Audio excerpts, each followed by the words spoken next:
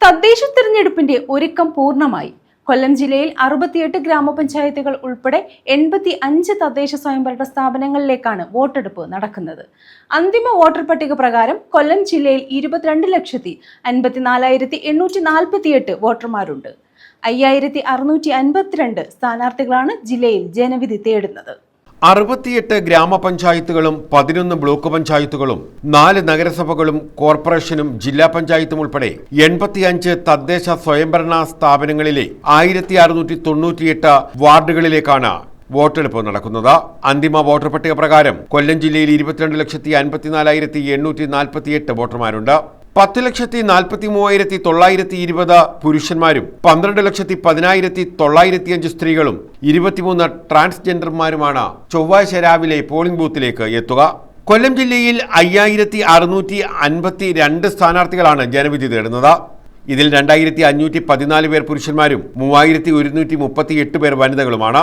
ജില്ലാ പഞ്ചായത്തിലേക്ക് 98 പേരും ബ്ലോക്ക് പഞ്ചായത്തിലേക്ക് 523 പേരും ഗ്രാമപഞ്ചായത്തിലേക്ക് 4,402 പേരും കോർപ്പറേഷനിലേക്ക് 202 പേരും നഗരസഭകളിലേക്ക് 427 പേരുമാണ് മത്സരിക്കുന്നത്.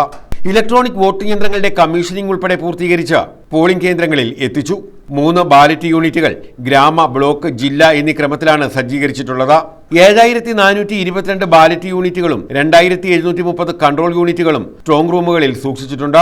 റിസർവ് യൂണിറ്റുകളും സജ്ജമാണ്. തെരഞ്ഞെടുപ്പ് ഡ്യൂട്ടിക്ക് 13,056 ഉദ്യോഗസ്ഥരെയാണ് ചുമതലപ്പെടുത്തിയിട്ടുള്ളത്.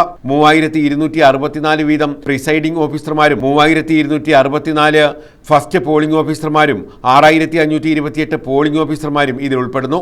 4,016 പുരുഷന്മാരും 9,040 സ്ത്രീകളുമാണ് തെരഞ്ഞെടുപ്പ് ഡ്യൂട്ടിക്കുള്ളത്. 4 ഉദ്യോഗസ്ഥരാണ് ഒരു ബൂത്തിൽ തെരഞ്ഞെടുപ്പ് ഡ്യൂട്ടിയിൽ ഉണ്ടാവുക.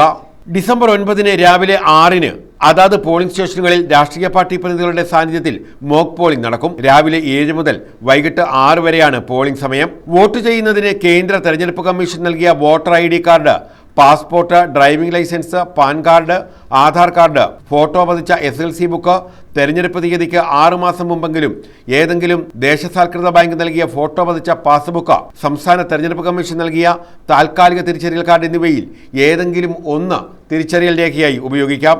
തദ്ദേശ തെരഞ്ഞെടുപ്പ് നടക്കുന്ന ഡിസംബർ 9 കൊല്ലം ജില്ലയിൽ പൊതു അവധിയാണ്. പോളിംഗ് സ്റ്റേഷനുകളും വോട്ടെണ്ണൽ കേന്ദ്രങ്ങളുമായ സ്ഥാപനങ്ങൾക്ക് ഡിസംബർ 8 അവധി പ്രഖ്യാപിച്ചിരുന്നു.